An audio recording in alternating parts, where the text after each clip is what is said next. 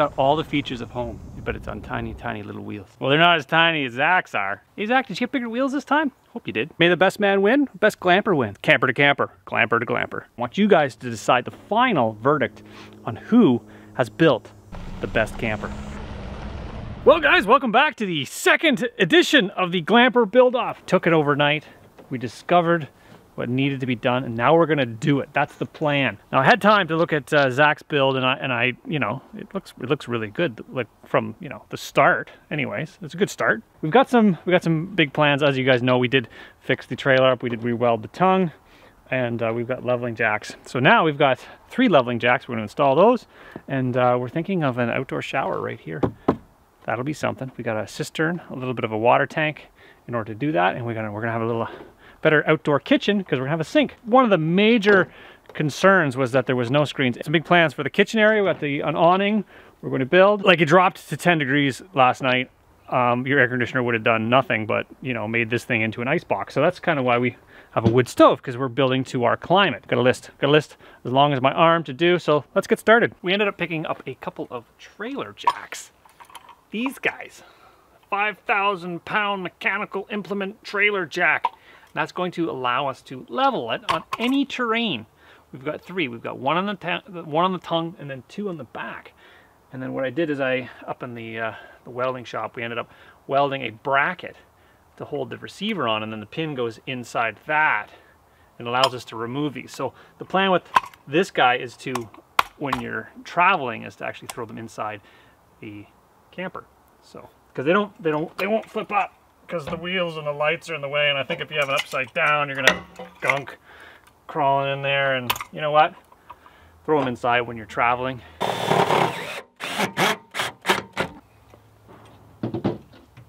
Double feature, you can change your own tire on your camper if you were to blow a tire. It's got its own jack built right in.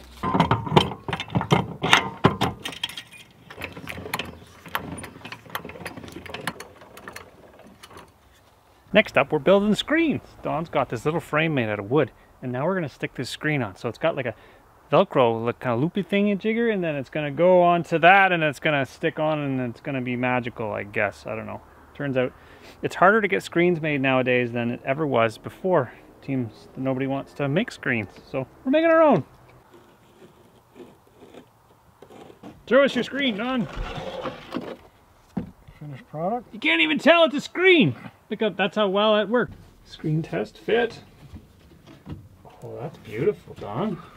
That fits perfect. We've still got our cranky mechanism through the hole. Good job, Dawn. To address the comments of, what was the one comment was, this isn't very big. Well, there's 2 people in here and we're comfortable here. We just gotta sleep standing up. So the plan originally was, if you were gonna go 2-person camping, what you would do is just actually remove the bed altogether and put a bed from wall to wall. It fits a double bed in here. Obviously, maybe not Dawn and I in this little tiny camper, but maybe my wife. I like when Dawn has the fiddly jobs. Okay, yeah, that's a problem. Is that better? Is that better fit? Yes, that's right. You got that's 1 of 2, so you got to do 2. We'll show the next one going in. It's going to go in just as well as that one did, I promise. Next on the list is a place to wash up. The solution to that is how many gallons? 15 gallon. A 15-gallon water tank going to be mounted to the tongue of this guy, so you can fill it up when you get close to your location, because you probably don't want to travel with 15 gallons on the tongue. I'm just saying. It'll probably handle it, no problem. But you can put it in the back of your truck or the back of your car, and then you just kind of install it on the tongue where you're leaving this thing in its location for your, you know, day, overnight, or your week, or whatever. So the plan is to modify this thing in order to hold the water, and in order to feed my shower. We're dealing with the 3 S's. I'll let you figure out the first S. Shower and shave. What I found is if you drill a hole slightly smaller than the brass fitting that it's going in, and then you use some JB weld inside there and you butter it. I've got this PEX pipe crimped on beforehand because I can't get the crimper inside there. So if you do that beforehand and let it dry, this thing will go back on the barrel and you'll have a watertight seal around there, and it's actually very strong. I've done this on 1,000-liter totes and it's holding up just marvelously. So that's my solution to modifying the bunghole. I'm sure they probably sell bunghole taps. How many times can I say bunghole? Normally I have, you know, all sorts of goodies hanging around. I believe I did collect a whole bunch of shower assemblies at one point, and then I thought to myself, would I ever install this back into a house? And my answer was no, and I scrapped them all. So at this point, I would love a little shower assembly, you know, pressure balance, thermostatic mixing valve sort of thing here. But in reality, do I need all that? No, I need an on and an off for hot. So I'm gonna make a rudimentary mixing valve sort of shower assembly out of some pipes I picked up, solder it all together, and then hook it up there. Because in reality, nobody's gonna be flushing a toilet on this thing and scalding anybody. You're gonna have to sort of be your own safety valve here.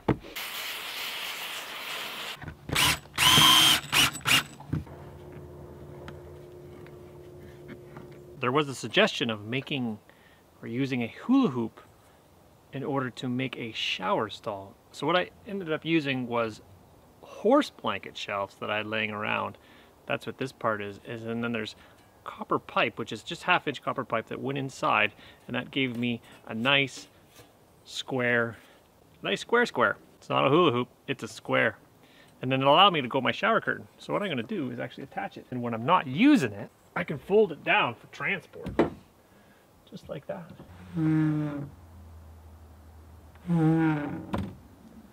Just working on the plate that's gonna hold the pump in place that's going to pump for our shower. But I just checked the radar map and there is a doozy of a storm coming in. It's probably about 10 minutes out. I'm just gonna kind of squirrel away all my stuff that can't get wet, because look at the sky. The wind's picking up, the cold front's moving in. We're gonna get some rain. I think I'm gonna weather it out in a camper. Why not? That's why you don't have a tent, right? You just kind of, you're in a camper. Check the trees, make sure there's no trees that are gonna maybe land on me, because that would suck. No trees landing on Kevin. That for real world testing. It is raining. We're inside. We've got the windows open. We've got the raindrops hitting on the roof. We've got, you know, the windows are shedding water. I don't see any water coming in. Proof's in the pudding, even the ridge. The ridge doesn't seem to have any water coming in. I didn't think it was leaking. Like I said, when we first put it together, I made sure when it was after the rain, there was no rain inside. So I'm just inside while it's raining right now, and there doesn't seem to be any rain. So, but this is why you have a camper, right? So you can go in out of the rain, you can sit up, you can sit by your table, and you don't have to lay in bed. I hemmed and hawed about curtains, and then I thought, why not make it out of an old floor mat? It doubles as complete blackout curtains, and it gives you some sort of thermal protection in the wintertime when you want to keep the heat out.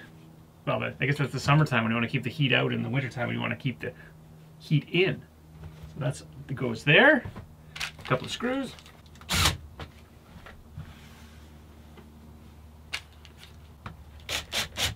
Complete blackout blinds, and then when I want to open them, I just roll them up. Because it's a floor mat, it's pretty solid. And then, so we screwed that to the back, and then you got your screw at the top, which holds on like that.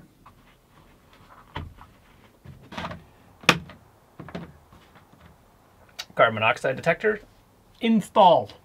Have an old 12-volt RV pump that I'm going to mount right to here, and then hook it up to the battery, and that's going to pump the water out of the holding tank and up into my shower. Now just to get it mounted. So if I want.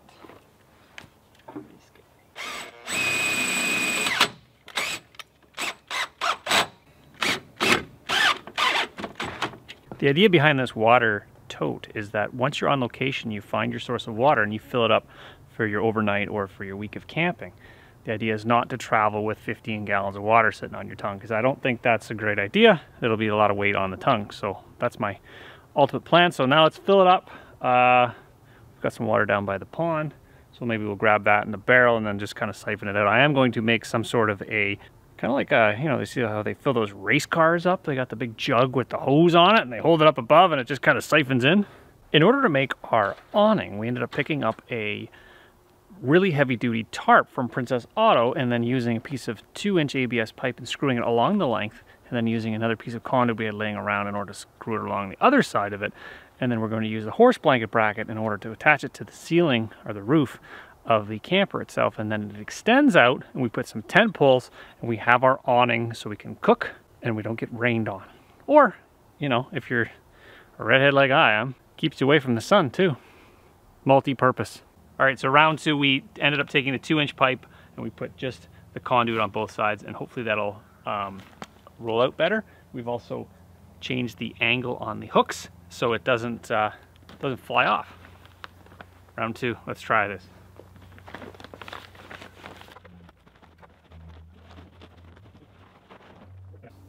So we've got the awning set right. It appears as though it's not going to pull out of the bracket. It might be just something that you just unroll and you hook onto the thing and you're done. Maybe we're overthinking this thing a little bit. I think that works. See, in an ideal world, I think you get yourself a campsite where there's trees, and then you tie a rope to each grommet and you attach it to a tree, and you don't have to worry about it. Camping in a desolate desert and you don't have any trees to attach to, this should probably work. Probably a little bit more engineering, but anyway. You can see how this, in theory, could work on a perfectly still day with no wind.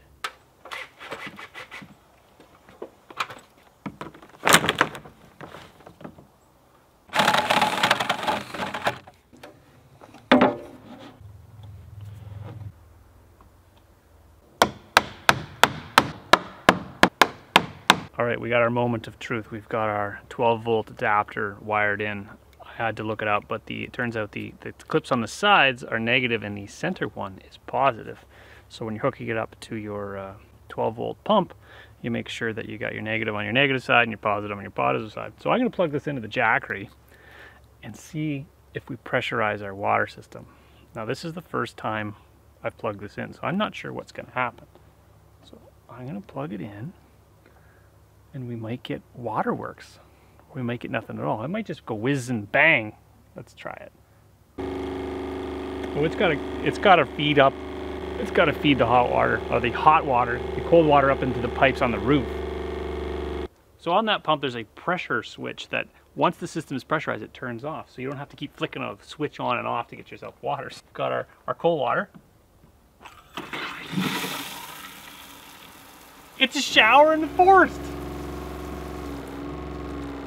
And then it'll pressurize your system.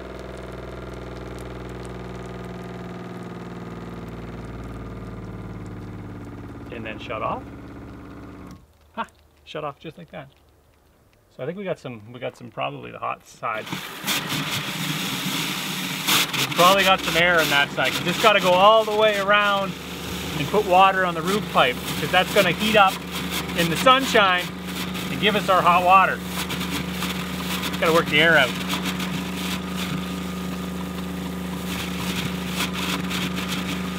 We want to conserve our water. Here, let's go check the tap on the kitchen sink. Oh yeah, look at that. So you're thinking, well, how are you going to go down the road with this thing? Well, you take the tap, you pull it out, you put it in the sink, and everything folds up. We gotta move that light. Fold down, you're on location, you put your sink, you put your tap back in, you're back on. In order to install that doorknob, I ended up using my hole saws and cut a nice hole in the door, and then I ended up using another little hole saw in order to cut the hole for the latching mechanism. But because it's not quite a flat surface, because it is an old garage door, I ended up making sort of a jig and then drilling through the jig in order to attach the, is that the keeper? The latchy thing? And then got my other catch and the doorknob's installed. Easy as that. Anytime you're dealing with, you know, reused or repurposed material, is you always got to kind of sort of think outside the box in order to get it to work. But it seems to work really, really well. So that ended well. Next step of the process of making ourselves a glamper is we got to find a place to poop. So we're going to make it out of an old bucket, a toilet seat I have laying around, and a piece of wood. So the plan is to mount the toilet seat to the top of the bucket using this piece of wood, and then when you're ready to go, or preferably before you're ready to go, is you take your bag, you put it inside your bucket, and that gives you something to kind of tie up and throw away. You can probably use it for a week. You just add some sawdust or some pine needles and stuff to kind of bury it as you go. Should keep the stink down. Solution for outdoor toilets. The problem is you can't mount the seat to the bucket, so we're going to use a piece of wood instead to mount the piece of wood to the bucket and then the seat to the piece of wood.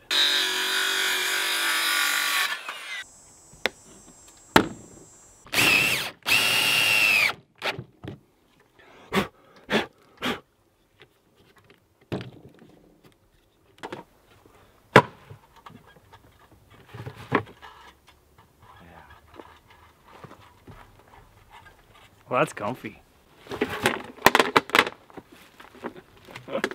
Yeah, we're still working out the details. I'm just replacing the old tail lights, and we've got to get it wired up so it's roadworthy.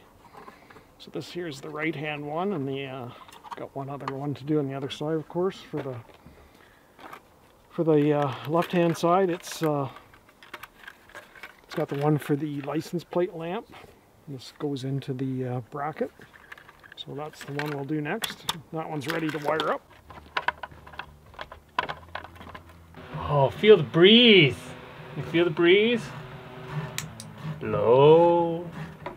High. This is a little fan. It's a USB port.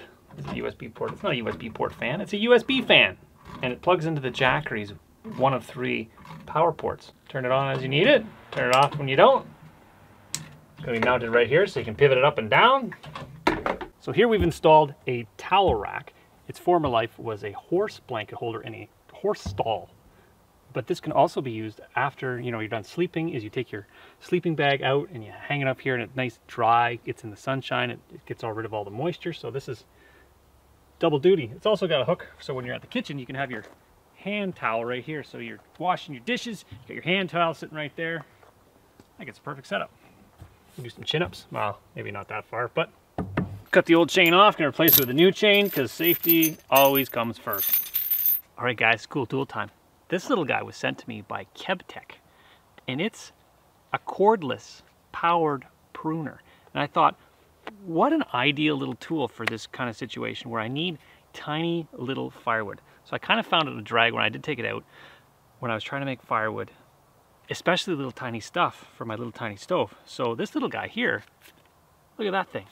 It's lightweight, turn it on, opens up. When you want to make your tiny little firewood, just like that. Look, if you want to cut firewood from across the road, this guy's like a 3-foot extension, so you can cut her down the street.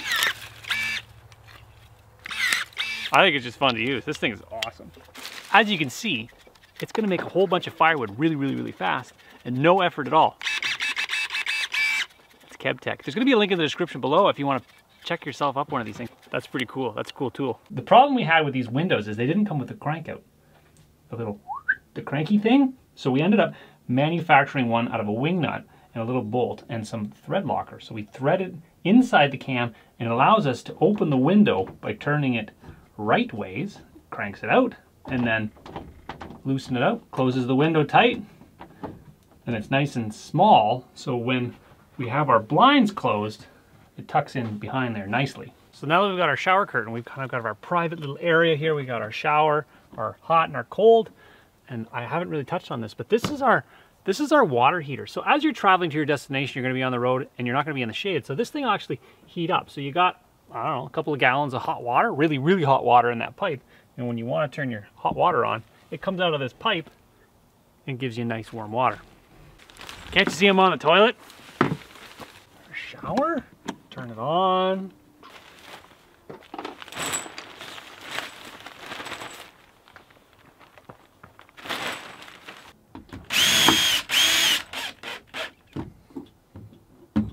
Talk a little bit about safety and locking this thing up. So while we're traveling, we have this lock. We can lock it closed, or when you leave it unattended, you put your padlock on here, you open it up, you put your padlock back on there so people can't lock you in. You got your doorknob. It allows us to open and close when you're regularly using this thing. And then when you're in and you're shutting her down for the night, you've got a chain lock that locks it from the inside. We can demonstrate that. And then you can check and be like, no, go away. And I think ideally this gives you enough time, you know, to run and grab your gun or something, axe. And for those of you who are wondering, that chain is screwed into the structure of the actual cabin. So if you're gonna grab it and rip, you're gonna rip half the building apart. Locks only keep honest people out, really. So we're glamping, so we're gonna put our flat screen TV in. Why not, right?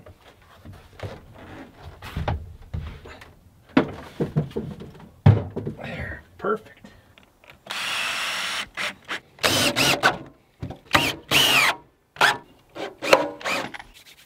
Hey Zach, did you include a kitchen sink in yours? Mine's got a kitchen sink, look at it. Oh, running water. Now this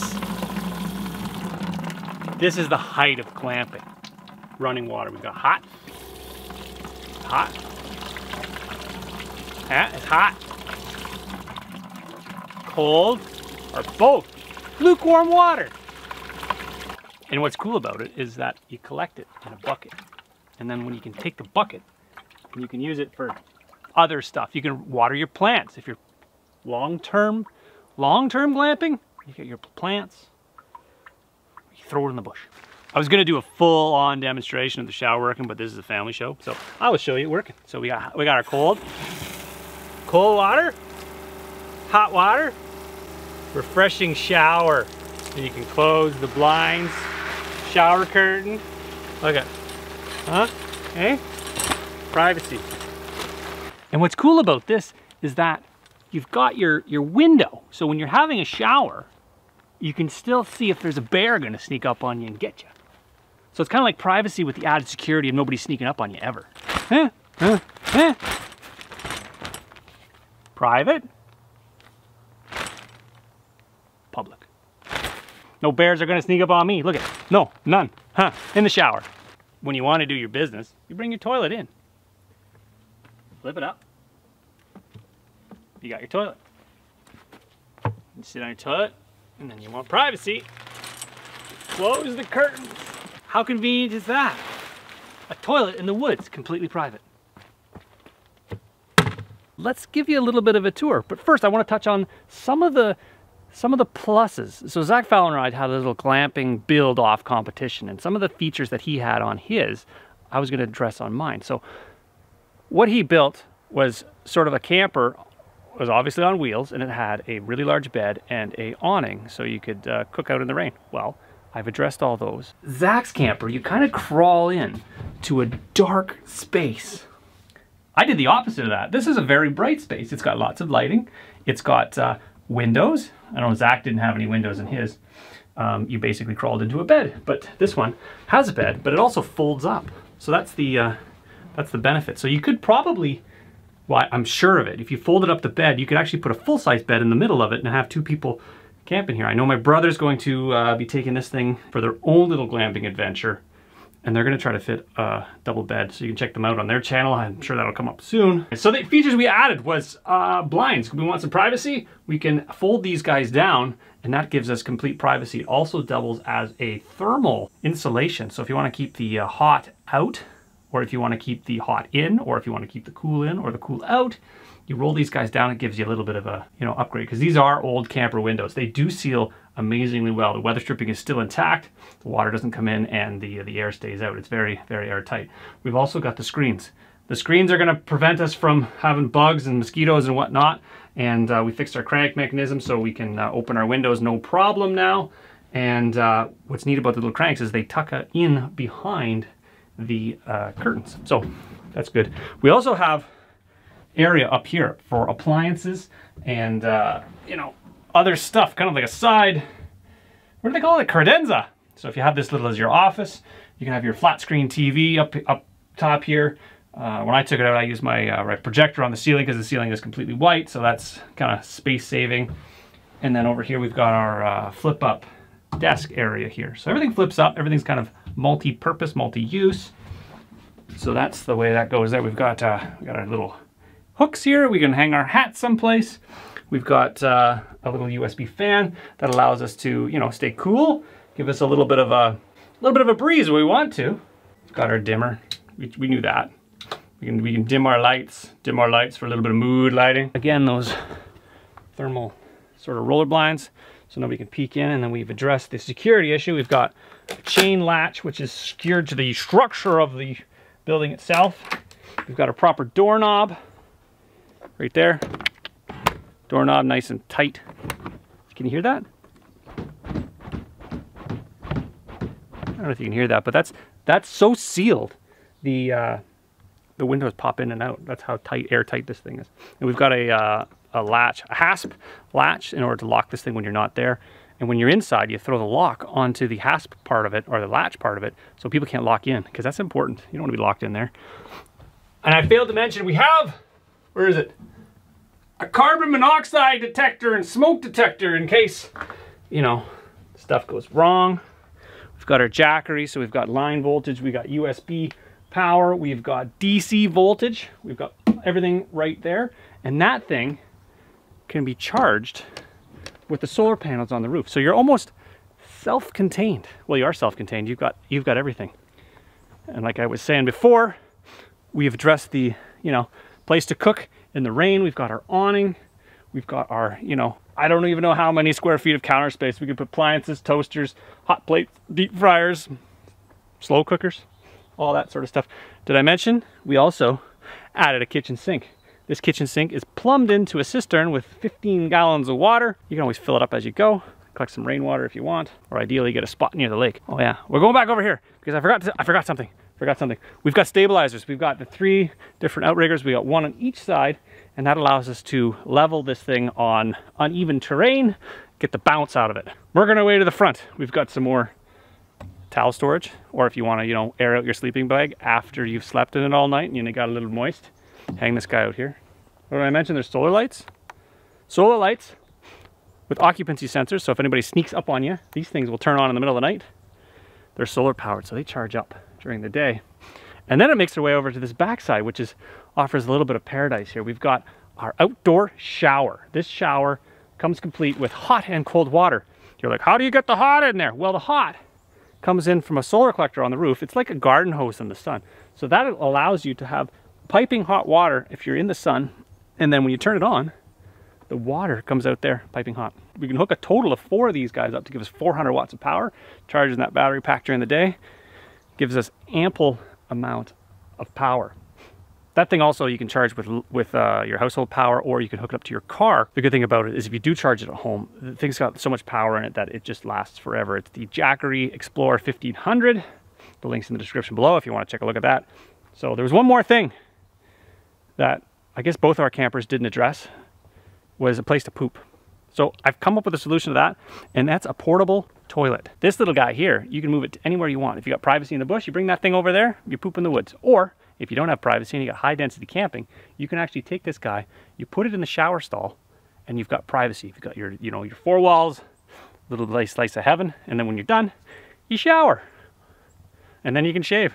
That's the 3 S's of camping right there, the shower and shave. Anyways, Zach, it's been great competing with you. I wish you all the best. So may the best man win, best glamper win.